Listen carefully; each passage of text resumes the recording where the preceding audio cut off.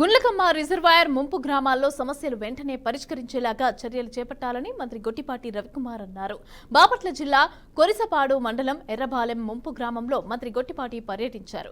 20 లక్షల రూపాయల ఎన్జీఎస్ నిధులతో చేపట్టిన సిమెంట్ రోడ్ ని ఆయన ప్రారంభించారు. ఇక గ్రామంలో ఏర్పాటు చేసిన ముంపు గ్రామాల సమీక్షా సమావేశంలో గొట్టిపాటి పాల్గొన్నారు. గ్రామస్తులు ముంపు గ్రామాల్లోని సమస్యలను మంత్రికి ఆర్జీల రూపంలో అందజేశారు.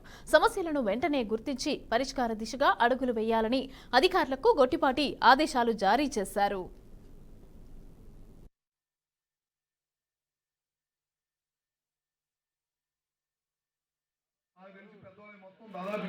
మన గ్రామంకి వచ్చేదానికి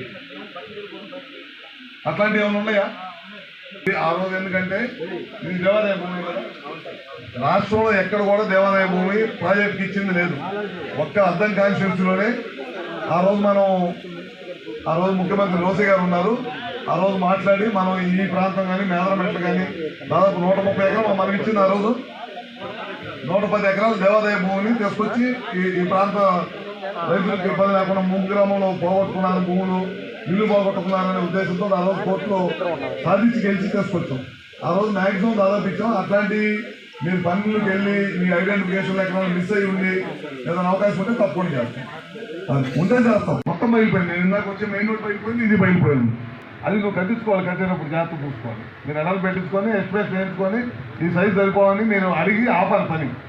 ఇప్పుడు చెన్నై అయిపోయినాయంటే ఇప్పుడు పగలగొట్టలేం కదా, ఆపాలి. అది ఆపి పని చేయొద్దు, కొద్దిగా ఎడలు పెట్టండి, మాకు ఇది అయితే వర్కౌట్ కదా మాట మనం చెప్పండి. హనుమనమూడు కాలనీలో మనం చాలా ఎడలు పెట్టాం. మీరు వెళ్ళి హనుమనమూడు కాలనీ చూసిరండి, ఎస్సీ కాలనీ. మీరు వెళ్ళి కాలనీకి వెళ్ళి విజిట్ చేసిరండి, నోట్ చేసుకున్నాం. ఎవరన్నా మన డిపార్ట్మెంట్ వాళ్ళు ఉంటే మనకేశ్వరం ఎస్సీ కాలనీ కొండ మీద ఉంటుంది, కొండ కింద ఉంటుంది, 2 కాలనీలు ఉన్నాయి. అది ముంపులో ఉందన్నమాట. రేపు 3.4 TMC నీళ్లు పెట్టినప్పుడు ఖచ్చితంగా మునిగిపోయింది. అవన్నీ కూడా ఒకసారి వెళ్ళి చెక్ చేసి మళ్ళీ చేయాలి. అదొకటి ఇమీడియట్గా టేకప్ చేయాలి. టౌన్లో ఈ గ్రామంలో సీసీ రోడ్లు వేయటం, సీసీ రోడ్లు కూడా క్వాలిటీగా వేయటం, డ్రైనేజ్ కట్టాలి, సీసీ రోడ్లు వేయాలి, పవర్ ఇవ్వాలి, ఇవన్నీ ముందు చేపించాలి. మళ్ళీ ల్యాండ్ ఇక్కడి నుంచి గ్రోత్ సెంటర్కి మన వాళ్ళు అడుగుతున్నారు. ఏది గ్రోత్ సెంటర్ మీద ఆధారపడి ఉన్నారు అందరు కనుక అడుగుతున్నారు.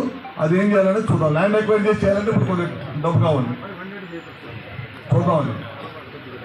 ఎక్కడి నుంచి ఏ ఊరు? ఈ ఊరు నుంచా? ఒక కొడుకుపూడి అన్నీ అక్కడ అద్దెకి మనం ఈ 2 మండలాలకు సంబంధించిన గ్రామాలు 7 గ్రామాల్లో మనం డీటెయిల్ ప్రాజెక్ట్ తయారు చేయాలి.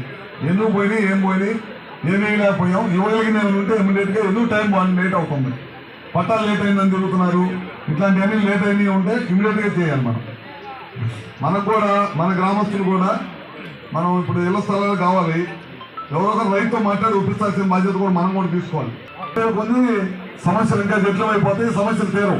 ఇంకా 4 రోజులు అయిన తర్వాత ప్రాజెక్టులు కూడా వర్క్ కూడా క్లోజ్ చేసేస్తారు. ఫస్ట్లో ఎప్పుడో బడ్జెట్లు కోట్లు పెట్టే బడ్జెట్లు ఇప్పుడు తగ్గిపోయి 30-40 కోట్లకు వచ్చింది బడ్జెట్.